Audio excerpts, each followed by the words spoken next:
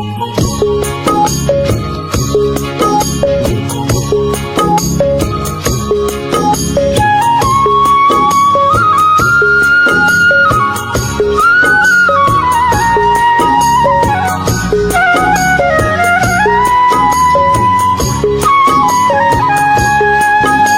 দর্শক, আসসালামু আলাইকুম।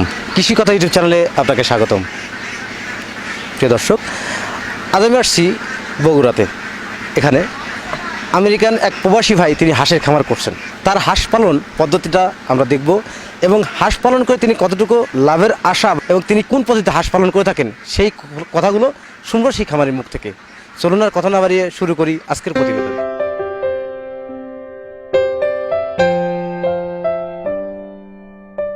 প্রিয় দর্শক, আমার সামনে সেই খামারি ভাই দাঁড়িয়ে আছেন এবং পিছনে খোলা যে খামারটি দেখছেন এই খামারটির মালিক তিনি যে হাঁস পালন করে থাকেন বা কোন পরামর্শে কার পরামর্শে তিনি হাঁসের খামারে আসলেন এবং হাঁস পালন করে তিনি কতটুকু লাভবান হতে পারবেন এবং হাঁস পালন করে কী রকম পরিশ্রম করতে হয় সেই কথাগুলো শুনবো এবং আপনাদের মানে উপস্থাপনের চেষ্টা করবো। আমি হোসেন মোহাম্মদের সাথে।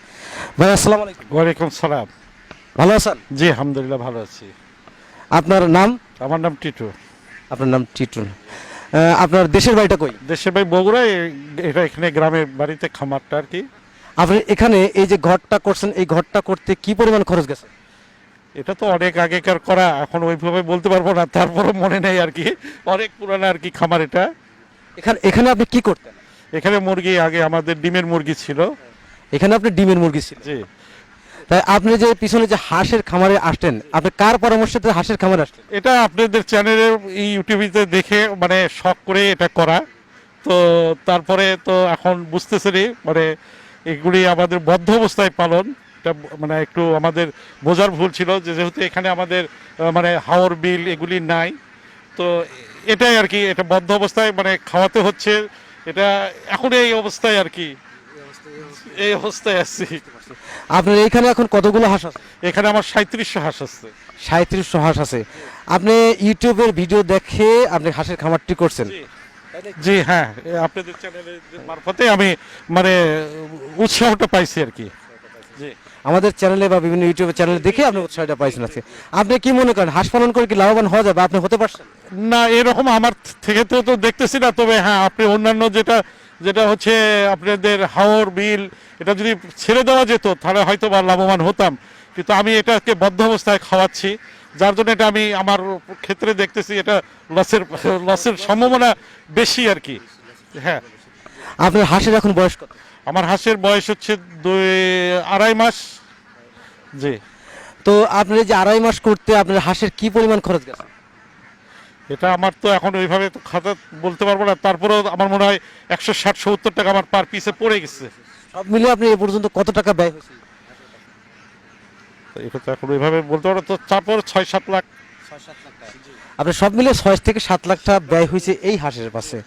তো আপনি এই হাঁস কিসের উদ্দেশ্যে করছিলেন? আমি এটা মাংস হিসেবেই উদ্দেশ্য ছিল যে মাংস করব। কেউ বলছে যে এটা হচ্ছে 320 টাকা পর্যন্ত বিক্রি করা যায়, মানে 3 মাসে বা 90 দিন বা 105 দিন বয়সে, সেটা হচ্ছে আপনার মানে প্রায় 2800 টাকা, 280, 320 টাকা বিক্রি হবে এই আশাই করা। কিন্তু আমি এখন বদ্ধ অবস্থায়, চতুর্দিকে আমাদের এখানে ধান, আমাদের বিল নাই, হাওর নাই, ছোট্ট একটা পুকুরে এটা ছেড়ে দিতে হয়। আবদ্ধ অবস্থা আমাকে পালন করতে হচ্ছে, যার জন্য আমি এটা এখন ছেড়ে দিতে লসের সম্ভাবনা দেখতেছি এবং ছেড়ে দেওয়ার জন্য এখন।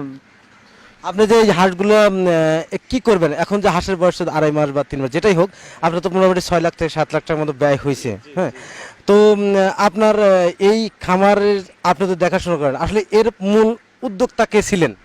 মূল উদ্যোক্তা আমার ভগ্নিপতি, যিনি আমেরিকায় থাকেন, ওনার পরামর্শে এটা করা। উনি বিভিন্ন চ্যানেলে দেখে বলছে যেটা খুব লাভজনক হবে, তুমি চেষ্টা করো। প্রিয় দর্শক, খামারি ভাই যে কথাটা বললেন যে ওনার ভগ্নিপতি আমেরিকা থাকে, আমেরিকার প্রবাসী একজন ব্যক্তি, তিনি বিভিন্ন চ্যানেলের মাধ্যমে বা বিভিন্নভাবে উৎসাহিত পাওয়ার পরে তিনি হাঁসের খামার করার ইচ্ছা পোষণ করলেন এনার কাছে। তার মারফতেই তিনি এই হাঁসের খামারটা গড়ে তুলছেন। তো সব মিলিয়ে হাঁসের খামার করায় বা আবদ্ধ অবস্থা পালন করতে গেলে হাঁস পালন করে লস হচ্ছে এই খামারির। এখানে এখন প্রায় 4000 মতো হাঁস আছে। সব মিলিয়ে যে 4000 যে হাঁস আছে, এই হাঁসে সব মিলিয়ে 2.5 মাস বা 3 মাস করতে প্রায় 6 থেকে 7 লাখ টাকা ব্যয় হয়েছে। তো আজ প্রতিবেদন এখানে সমাপ্ত করছি। ভালো থাকেন, সুস্থ থাকেন, আল্লাহ হাফেজ।